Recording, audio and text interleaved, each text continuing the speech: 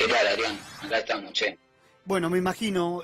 Aguantando como se puede. Sí, te entiendo y vamos a apuntar la conversación a esto. Vos, en primer lugar, ¿cómo la estás viviendo? ¿Cómo estás pasando estos días? Sabiendo que dirigentes como vos y organizaciones sociales cumplen un rol fundamental, como siempre, cuando atravesamos crisis en nuestro país. Y el presidente le extendió la mano a las organizaciones sociales para que sean también protagonistas por estos días. Pero te pregunto, ¿vos cómo estás viviendo? A ver, Nacho. Creo que todas las organizaciones sociales, tengamos las diferencias que tengamos, el sesgo ideológico que tengamos, todos estamos poniéndole el hombro a las verdaderas indispensables que tiene la realidad de nuestros barrios, que completan esa cadena de heroínas y de héroes, como los trabajadores de la salud, como los camioneros, y que son los que multiplican la comida que no alcanza en los comedores, en los merenderos, en el día a día, para poder hacerle frente a una situación que es desgarradora. Yo ahora estoy en mi casa en Zabaleta, en el pasillo al lado de mi casa, funciona el comedor La Gargantita. Son las 3 de la tarde, todavía no llegaron los frescos de la comida de hoy. Y eso quiere decir que la comida se va a atrasar. Y cuando la comida se atrasa, entonces la vecina, los vecinos salen 2, 3, 4 veces a buscar la comida al comedor y vuelven 3, 4 veces a su casa con los chicos con el cubierto en la mano. Y muchas veces para decir que no hay que comer.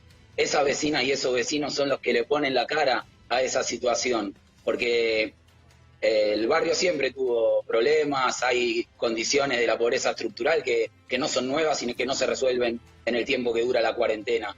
La precariedad, el riesgo eléctrico, la desnutrición, el déficit de talla, la desocupación. Pero en el medio de todo eso, el sistema alimentario está realmente colapsado. Imagínate que nosotros para 96 comedores recibíamos 16.100 raciones de mercadería mensuales. Hoy tenemos 20.000 en lista de espera. 20.000 en lista de espera con el 90% de nuestras cooperativas paradas. Hace un rato, sabiendo que íbamos a hablar con ustedes, me escribieron compañeros de la escuela 19, del distrito escolar 19 de Villa Soldati. Hoy tendrían que haber recibido 700 bolsones. 700 bolsones de la caja nutricional educativa que implementó el gobierno de la ciudad esta semana. Esos 700 bolsones debían contener 1.400 litros de leche. ¿Sabés cuántos litros de leche llegaron? ¿Cuánto? A ver, Nacho. ¿Cuántos? Ninguno. No, ninguno. Terrible, terrible, y está muy bien, Nacho, que vos puedas manifestarlo y contarlo. Y si hablamos de las familias, porque yo recién decía, ¿no? A ver, el gobierno nacional lo que quiere garantizar son los alimentos, pero también tengo entendido que se van a entregar productos de limpieza. Hoy por hoy, las familias de los barrios humildes y de los barrios carenciados, la principal preocupación es tener alimento, es tener el plato de comida todos los días. También están preocupados por el posible contagio o que el coronavirus avance en esos barrios. ¿Qué te manifiestan, Nacho? Sí, por supuesto, como todas y como todos. Necesitamos que esta realidad empiece a brotar en los medios de comunicación, porque todos los periodistas de los distintos medios masivos, nacionales, hegemónicos, de un tinte o de otro, tienen un certificado porque son trabajadores esenciales. Y si son trabajadores esenciales, también lo son en estos pasillos. Si hubieran caminado estos pasillos, no hubieran sido tan escandalosas las filas de los cajeros automáticos, porque hubieran visto lo que fueron las colas de los merenderos, de los comedores, de las escuelas que concentraban la distribución de comida en estos días. Ayer muchísimas casas en Zabaleta estuvimos sin agua, todo el día sin agua. Entonces, ¿cómo se hace sin agua para quedarse en casa? ¿Desobedeces a los consejos de la Organización Mundial de la Salud de lavarte la mano cada 2 horas y te la lavás cada 2 días? ¿O desobedeces al quedate en casa? Hay que entender que no se trata de una interpelación personal, no es algo partidario, es humanitario. No puede ser que las organizaciones sociales tengamos que estar carajeándonos con los responsables municipales, provinciales, de cualquier estamento del Estado, para que la comida llegue. Porque un enemigo invisible es el coronavirus, pero otro enemigo invisible es el que especula con la comida. Y hay que ponerle oído, tiene que haber un consenso nacional respecto de no invisibilizar esta situación, porque lo están diciendo los curavilleros, porque el propio gobierno también reconoce que es muy difícil mantener las condiciones del aislamiento cuando no tenés la infraestructura sanitaria básica. Y hay que ser muy cuidadoso, porque la línea es muy finita para que no se parezca a la habilitación, a que cualquiera pueda salir de su casa con esa excusa porque está aburrido o porque ya se vio todas las pelis. Ahora, 2 compañeras nuestras, anteayer, en San Juan, en Villa Marini, sufrieron el colapso del techo de sus casas por la lluvia. Llovió y sus techos se vinieron abajo. Y la atención que necesitaban era telefónica. Y las líneas estaban colapsadas. Nacho, entonces, ¿cómo se supone que hagan para quedarse en su casa?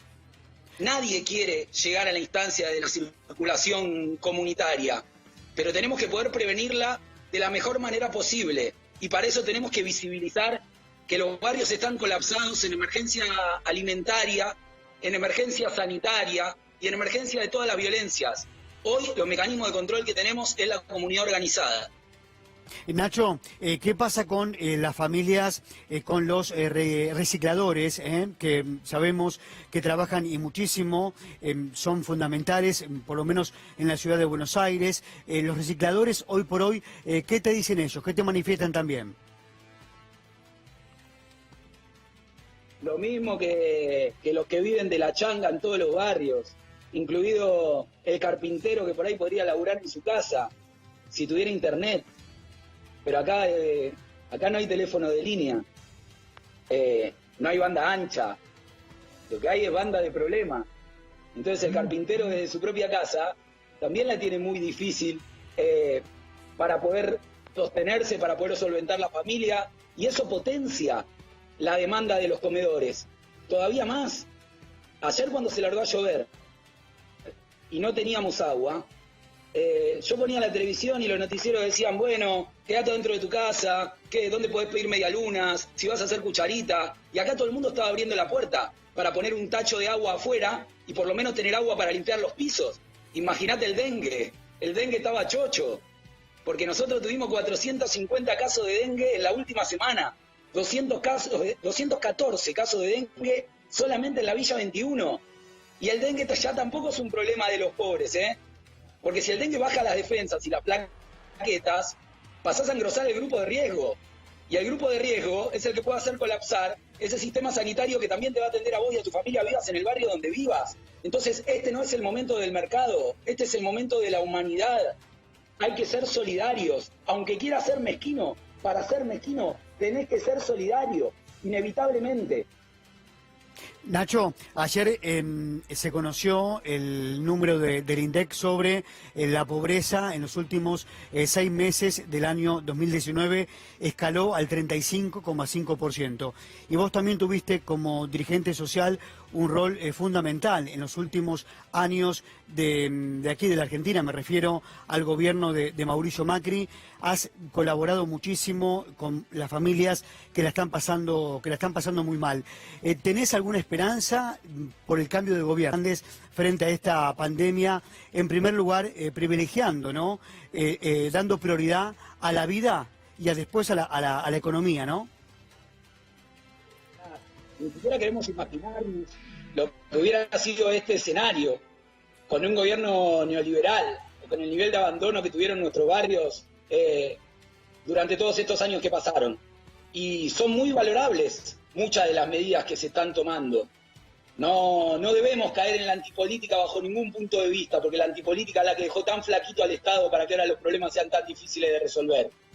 Pero eso no nos puede inhibir tampoco de decir que hay una realidad abajo que se rebalsa, que hay medidas que son muy buenas y necesarias. Por ejemplo, esos 10.000 pesos en el bolsillo de los trabajadores. Pero ese trámite lleva algunos días y en muchos casos requiere de internet todavía. Entonces, si no tenés comida, no tenés datos para internet, no tenés esos 10.000 pesos en el bolsillo, se complica la cotidiana. El decreto 311, que impide el corte de gas en la casa de muchas y muchos que nos están mirando, es fundamental. Acá lo aplaudimos también. Al mismo tiempo que lo aplaudimos, decimos, che, no perdamos de vista que eso no alcanza a estos sectores que no tienen gas natural. Porque cuando vos tenés garrafa, el gas se te sigue cortando, porque se te corta cuando no tenés plata para la garrafa. Y una garrafa sale 450 mangos. Y una familia promedio de la mínima de 4 miembros consume 3 o 4 garrafas por mes. Entonces imagínate los comedores.